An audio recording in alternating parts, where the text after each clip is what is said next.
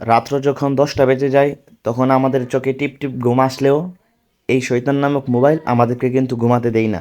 আর এই প্রযুক্তি যখনই আমাদের কাছে চলে এসেছে তখনই কিন্তু আমাদের রাতের যেই অনুভূতি আছে সেটা কিন্তু ফিল করতে পারি না। কারণ মোবাইলের আলোতেই আমাদের রাত্র কেটে যায়, কখন রাত কখন দিন আমরা কিন্তু বুঝতেই পারছি না। সেই ডিভাইস কিন্তু আমাদেরকে শারীরিকভাবে মানসিকভাবে দুর্বল করে ফেলতেছে, আমাদের মস্তিষ্ক আমাদের ব্রেন নষ্ট করে ফেলতেছে, অথচ আমরা যুবকরা সেই দিকে বেখেয়াল। তাই এই অনুসারে আজকের কন্টেন্টটি ক্রিয়েট করলাম। না 10টা বেজে আছে গা, ঘুমাই যেতে কইব। বিছানা গিয়ে শুয়ে পড়ি।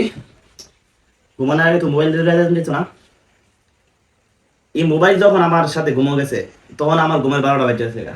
না তোমার লিয়া মামা বিছানা যাওয়া যেত না। তুমি আমার কমপক্ষে না হইলো 3 হাত দূরে থাকতে হইব। নো, 1 হাত 2 হাত 3 হাত, 3 হাত দূরে থাকবা বাবা। তুমি তুমি আমার রাতের ঘুম কেড়ে নিছো, শেষ। আল্লাহ। ওমা ওমা, তুই তো ঘুমাই গেছিস দিয়া, তোর সাথে আমার আত্মার সম্পর্ক, তুই আমার বুলের কাছে চলবো, তোরা তো আমি ঘুমাইতে দিতাম না। উঠ বন্ধু, উঠ উঠ উঠ, নে মোবাইল কি বন্ধ, বেমানি করিস না, উঠ উঠ উঠ। ব্যাপারটা কি তা ঘুমাইতাছে না গেলে?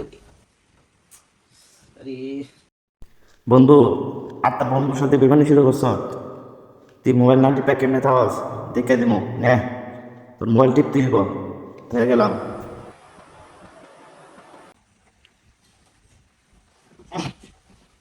হ্যাঁ রে, মোবাইল দিতেই না, মোবাইল ছিলাম 3 হাত দূরে। ঘুম হইতাছে না, মোবাইল এনো না। এটা তো ইমামু কাজা না, মামু।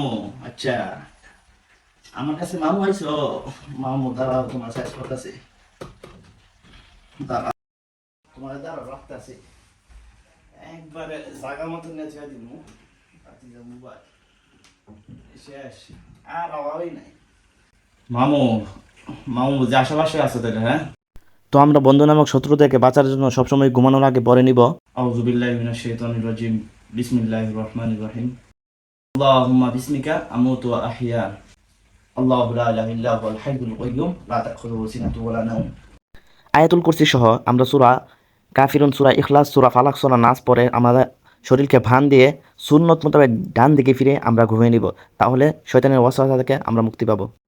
আহ, ইস, হেরে গেলাম বন্ধু তোর কাছে, তুই কি পাট কেন মারলি আমারে।